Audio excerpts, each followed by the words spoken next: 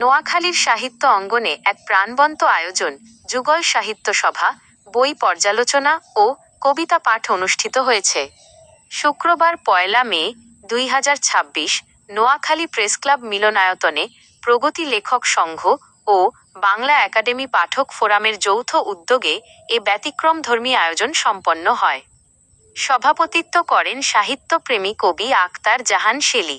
তিনি বলেন, সাহিত্য শুধু বিনোদন নয়, এটি সমাজের দর্পণ যা মানুষকে সচেতন ও মানবিক করে তোলে। অনুষ্ঠানের অন্যতম আকর্ষণ ছিল ৭ জন লেখকের বই পর্যালোচনা। আলোচনায় উঠে আসে ভাষাশৈলী, বিষয়বস্তু এবং সমাজ বাস্তবতার নানা দিক। নোয়াখালী সহ আশপাশের জেলা থেকে আগত কবি, সাহিত্যিক ও গবেষকদের উপস্থিতিতে অনুষ্ঠানটি হয়ে ওঠে প্রাণবন্ত।